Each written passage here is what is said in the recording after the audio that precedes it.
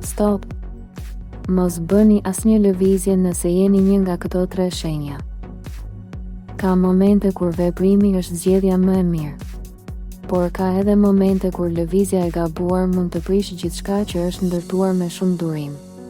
Pikërisht këto momente sjellin orët në vijim për 3 shenjat të zodiakut. Nëse je mes tyre, mos e interpreto këtë si frikë, por si një paralajmërim për të fituar avantazh. Jo çdo derë duhet hapur menjëherë. Jo çdo ofertë duhet pranuar. Jo çdo përgjigje duhet dhënë në çast.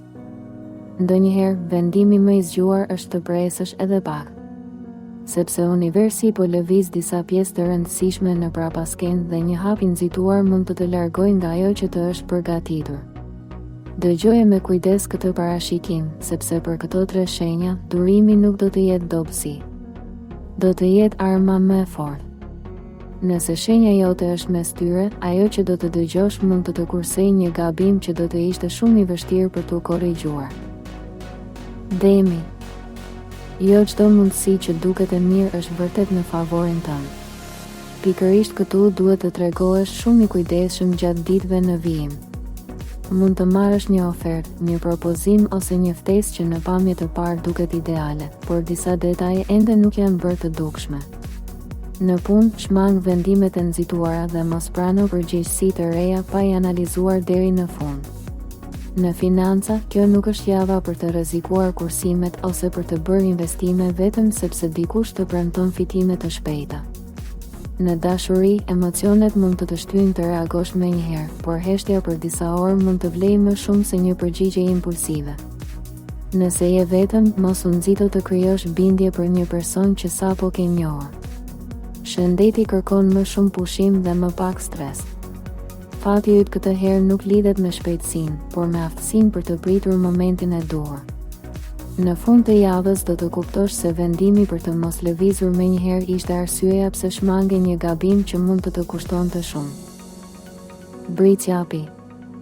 Ndonjëherë rreziku më i madh nuk është ai që duket përpara syve, por ai që fshihet pas një nxitimi të panevojshëm. Pikërisht për këtë arsye duhet të tregohesh shumë i kujdesshëm gjatë ditëve në vijim. Në punë mund të ofrohet një ndryshim që në pamje të parë duket si përparim, por ende mungojnë disa informacione të rëndësishme.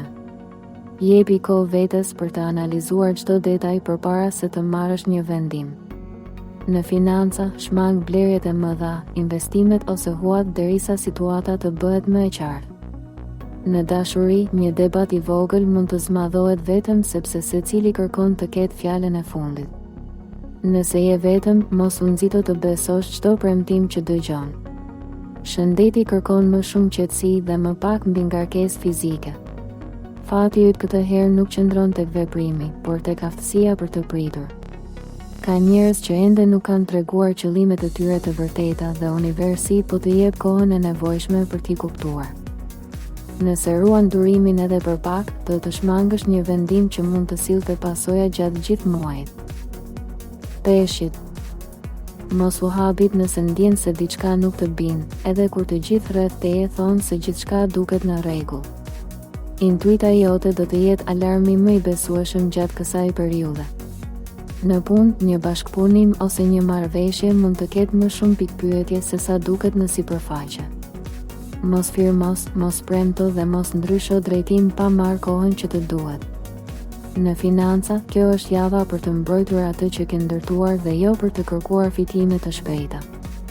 Në dashuri, emocionet mund të shtyjnë drejt një vendimi impulsiv, por pak durim do të ndihmojë të shohësh realitetin shumë më qartë.